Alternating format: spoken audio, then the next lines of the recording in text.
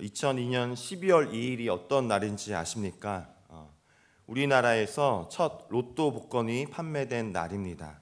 우리나라의 정서에 좀 맞지 않아서 여러 년 동안 도입이 될 시기가 있었지만 도입이 되지 않다가 2002년 연말에 처음 이제 판매가 되었습니다. 1960년대에 처음 이탈리아에서 시작되었던 이 로또는 또 다른 나라에서는 많이 시행이 되었지만 인생 한방 일액천금이라는 슬로건과 그리고 수익금으로 일부 좋은 곳에 쓰이긴 하지만 여전히 우리나라의 정서에 잘 맞지 않아서 도입이 잘 되지 않았던 것입니다. 그런데 2002년 무슨 날이죠? 무슨 해죠?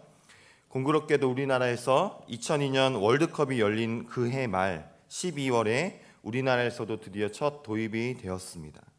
그 이면에 어떤 과정이 있었는지 다 알 수는 없지만 2002년 월드컵에서 불가능했던 것만 같았던 월드컵 무대에서 한국이 축구에서 성적을 거둔 것처럼 또한 행운이라는 로또에 가진 뜻처럼 우리나라에서도 그 메시지로 이제 드디어 첫 도입이 된 것입니다. 이렇게 매일 반복되는 일상을 살아가지만 사람은 누구나 내 삶에 크고 놀라운 일이 이루어지기를 바라는 마음을 가지고 있습니다. 마찬가지로 하나님을 믿는 우리 그리스도인들도 하나님이 주시는 큰 축복과 은혜를 경험하기를 바라고 소망하며 살아갑니다. 구체적인 기도 제목이든 막연함이든 지금 내가 겪고 있는 삶의 어려움이나 혹은 내 삶의 자리에서 하나님의 도우심과 이끄심을 경험하기를 우리는 바라고 있습니다. 오늘 본문은 우리가 익히 잘 알고 있는 오병이어의 사건, 하나님의 넘치는 축복을 다루는 사건을 다루고 있는 본문입니다. 그 결과는 우리가 잘 알고 있지만 이런 놀라운 하나님의 은혜와 축복이 있기까지 그 어떤 과정과 하나님의 어떤 말씀이 임했는지 다시 한번 말씀을 통해 오늘 나누고자 합니다. 오병이어의 이 사건의 현장을 바라보면 공경에 처한 무리를 위해서 예수님이 베푸셨던 모습이 잘 나타나 있습니다. 예수님과 함께했던 큰 무리는 하나님의 말씀을 듣다가 빈 들에서 저녁을 맞이하게 됩니다. 수많은 무리가 배고픔이라는 육체적인 결핍 그리고 갈증이라는 어려움에 맞이하게 된 것이죠. 주님과 함께 있으며 주님의 말씀을 듣다가 공경에 처하게 됐다는 것입니다. 이는 무리들뿐만이 아닙니다. 제자들 입장에서도 난처한 상황이었어요. 본문 30절, 33절의 말씀을 살펴보면 제자들은 예수님의 사역에 꽤 오랜 시간 동안 동행했다는 것을 우리는 알 수 있습니다. 31절에 예수님께서 제자들을 향하여서 한적한 곳에 나가 잠깐 쉬어라고 말씀하실 정도로 그들은 끼니를 채울 시간도 없이 몸이 많이 고단한 상황에 이르렀습니다. 그래서 한적한 곳에 가서 쉬고 있는데 이미 예수님이 행하신 이적과 말씀의 소문을 들은 많은 무리들이 제자들의 모습을 알아보고 그들이 있는 곳에 함께 와 있었던 것이죠. 제자들 입장에서도 진이 빠지고 배는 고프고 몸은 피곤하고 날은 저물어 가고 어찌해야 될지 모르는 공경에 빠진 것입니다. 당연한 아직까지 큰 은혜의 시작이 없어 보이지만 이것을 통해서도 우리는 알 수 있는 메시지가 있습니다. 예수님을 사모하는 마음으로 그곳에 모인 많은 무리들도 그리고 예수님의 사역에 동참하며 함께한 제자들도 그들은 주님과 함께하고 있었습니다. 그리고 주님의 사역에 동참하고 있었습니다. 그런데 중요한 건 무엇이죠? 그런 그들에게 곤경에 빠질 수 있는 고난에 직면할 수 있는 상황에 마주하였다는 것입니다. 주님이 함께하고 계신다고 해서 공경에 빠지지 않는 것은 아닙니다. 신앙생활을 하고 주님을 따른다고 해서 우리 삶의 문제나 어려움이 닥치지 않는 것은 아니라는 것이죠. 신앙생활을 하면 만사 형통이라는 식의 믿음은 한편으로는 올바르지 않은 모습일 수 있습니다. 다만 어떤 상황으로 인해서 어떤 상황 속에서도 주님으로 인해 형통하게 된다는 것을 우리는 가져야 되는 줄 믿습니다. 주님께서는 예수님을 쫓아 그곳에 모인 곳에 이름 모를 큰 무리들, 하루 종일 음식을 먹지 않고 예수님의 말씀을 사모하는 자들, 힘이 들지만 부족하지만 연약하지만 그 자리를 지키며 예수님과 동행하며 그 사역에 동참하는 자들에게 은혜를 주시는 분입니다. 하나님의 은혜로 저는 사실 크게 아파본 경험이 많이 없습니다. 정말 하나님의 은혜인 것 같은데요. 입원을 해보거나 크게 수술하거나 크게 아파본 경험이 없습니다. 그냥 기억에 대학교 시절 한 2, 3일 정도 정말 몸살이 나서 많이 아팠던 경험이 전부입니다. 하지만 우리가 크게 입원을 하거나 대수술을 하지 않아도 감기 몸살에 걸려도 단순한 치통에 걸려도 우리는 그 고통이 얼마나 큰지를 경험을 해보셨을 것입니다.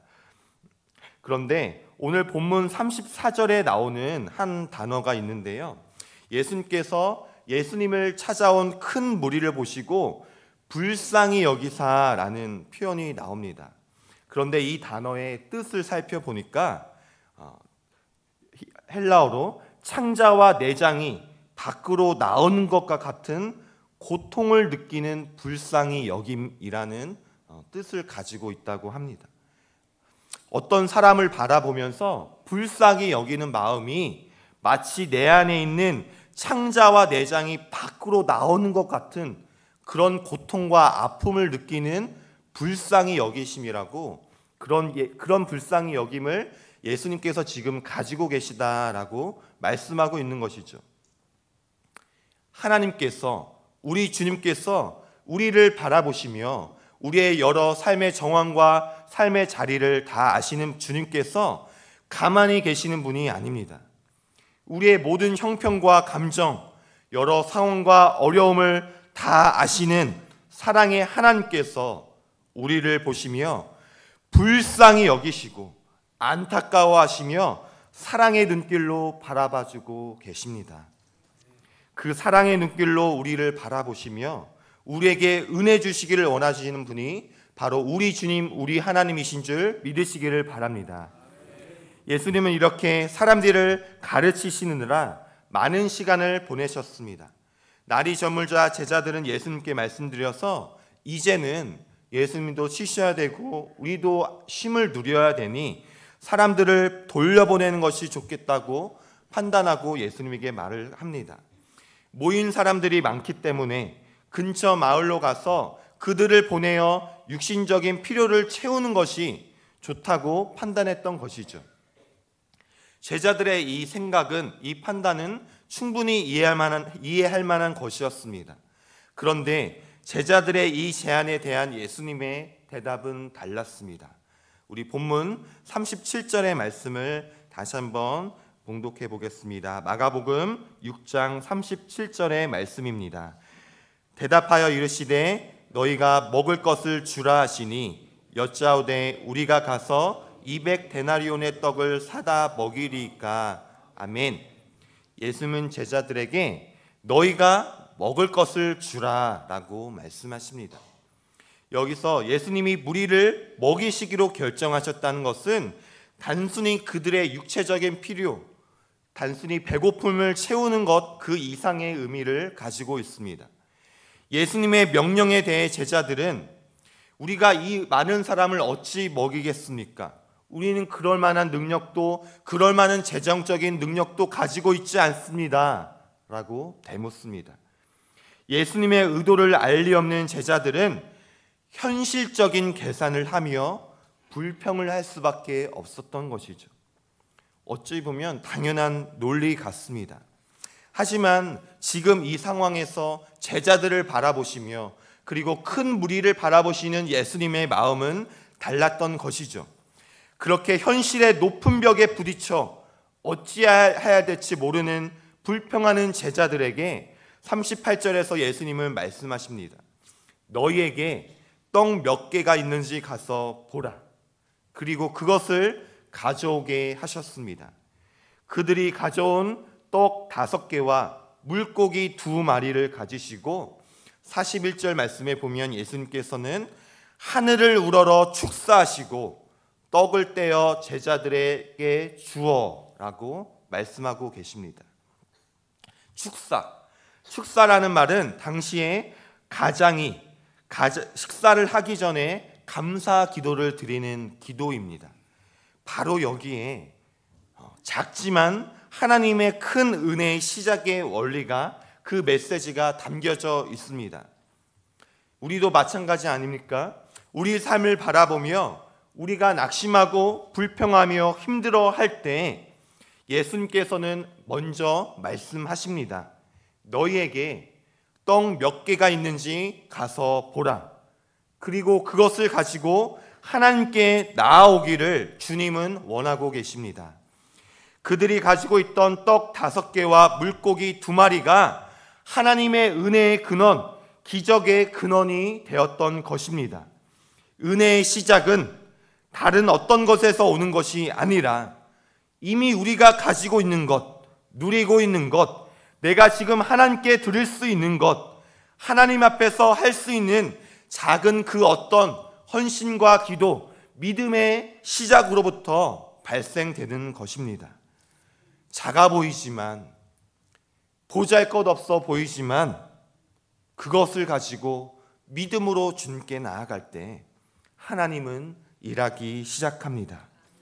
주님을 향한 나의 작은 마음의 변화, 주님께 드리는 나의 작은 기도, 보잘것없어 보이지만 매주 주님을 소망하며 드리는 이 새벽 제단, 주님께 드리는 나의 작은 삶의 행동의 변화가 큰 은혜의 시작을 이루게 될 것입니다. 그리고 우리 삶의 주인이신 주님께서 우리 마음의 형편, 우리의 작은 신음까지도 불쌍히 여기시며 다 듣고 계십니다. 그 우리의 모습을 바라보시면서 하나님께서 나를 가장 선한 길로 인도해 주실 것이라는 믿음으로 우리가 스스로 축사하며 주님께 감사하며 기도하며 나아갈 때, 그렇게 내 삶을 바라보는 것이 아니라 하늘을 바라보며 감사하며 기도하며 나아갈 때 주님은 우리에게 은혜를 주실 줄 믿습니다.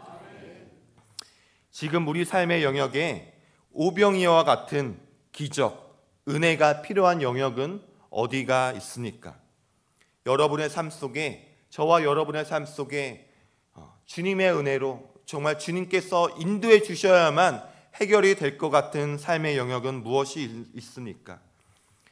우리의 삶의 가운데 부족함을 느끼는 영적, 물질적, 관계적 결핍함들이 우리에게도 존재합니다.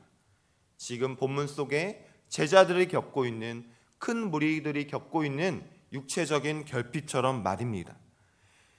내가 이루고자 하지만 높아만 보이는 현실의 장벽들이 우리에게도 존재합니다. 이 모든 것을 채우려고 할 때 가장 먼저 우리에게 필요한 자세, 가장 먼저 우리에게 필요한 것은 아주 보잘것없어 보이지만 이미 우리 손에 쥐고 있는 그 어떤 것을 바라보는 것입니다. 내가 지금 주님 앞에서 할 수 있는 것이 무엇인지 바라보길 바랍니다.